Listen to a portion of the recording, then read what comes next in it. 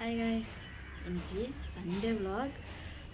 இன்றைக்கி டே எப்படி போகுதுன்னு சொல்லிட்டு இந்த வீடியோவில் நம்ம ஃபுல்லாக பார்க்கலாம். இன்றைக்கி நம்ம என்னென்ன பண்ணுறோம், என்ன சமையல் செய்கிறோம் சொல்லிட்டு இந்த வீடியோவில் ஃபுல்லாக பார்க்கலாம். வீடியோவை ஸ்கிப் பண்ணாமல் பாருங்கள். வாங்க வீடியோக்குள்ளே போகலாம். கறி எடுத்துன்னு வந்தாச்சு, நம்ம போயிட்டேன். இப்போ நம்ம அதை கழுவி அடுப்பில் வச்சிடலாம். கறி அலசியாச்சு.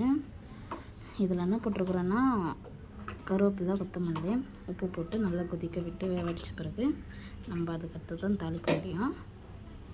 அதுக்கு அடுத்தது நம்ம தாளிக்கிறதுக்கு என்னென்ன வேணும்னு சொல்லிட்டு வாங்க பார்க்கலாம்.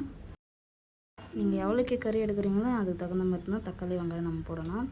அதனால் நான் 4 தக்காளி 3 வெங்காயம் சொல்லிட்டு எடுத்து வச்சுருக்கேன். செஞ்சு வச்சுருக்கிற தக்காளியை வந்து நம்ம மிக்ஸி ஜாரில் போட்டு நல்லா பேஸ்ட்டாக அரைச்சி எடுத்துக்கலாம்.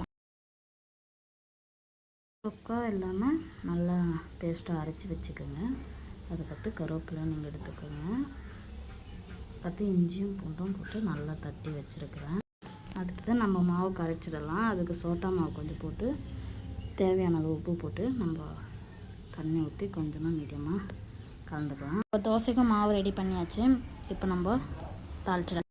நீங்கள் வீட்டில் எப்படி தாளிப்பீங்களோ அதே பொசிஷன் தான் இதுலேயும். கடுகு மட்டும் நாங்கள் போட மாட்டோம், அதனால் வெங்காயம் போட்டாச்சு. இஞ்சி பூண்டு விழுதும் சேர்த்துட்டு நல்லா வதக்கி விட்டுருங்க. தக்காளி பேஸ்ட்டை சேர்த்துக்கலாம். தக்காளி பேஸ்ட்டை சேர்த்து பச்சை வாசனை போகிற வரைக்கும் நல்லா வதக்கி விட்டுக்குங்க. வேவடித்த கறியில் நம்ம தக்காளி பேஸ்ட்டை சேர்த்துக்கலாம்.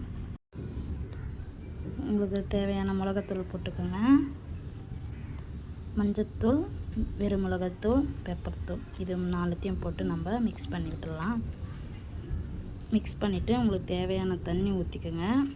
உப்பெல்லாம் கரெக்டாக பார்த்துக்கோங்க. இந்த குழம்பு வந்து நீங்கள் தோசை கூட சாப்பிட்லாம், இட்லி கூட சாப்பிட்லாம், சாதம் கூட சாப்பிட்லாம். சூப்பராக இருக்கும்.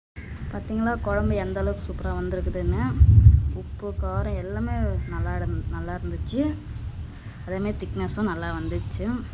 நான் வந்து தோசை கூட தான் சாப்பிட்ருக்குறேன். நீங்கள் உங்கள் இஷ்டம் சாதம் கூட சாப்பிட்லாம். ஒரு தடவை ட்ரை பண்ணி பாருங்கள். கறியை என்னால் பிடிக்க முடியல, ரொம்ப சூடாக இருந்தது, அதனால் என்னால் டச் பண்ண முடியல. சண்டே விலாக் கறி குழம்பு தோசை கூட தான் போச்சு இன்றைக்கி.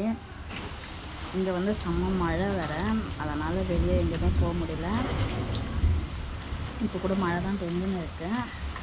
உங்களுக்கு இந்த வீடியோ பிடிச்சிருக்குன்னு நினைக்கிறேன். கண்டிப்பாக நம்ம சேனலுக்கு சப்ஸ்கிரைப் பண்ணிவிடுங்க. பாய்.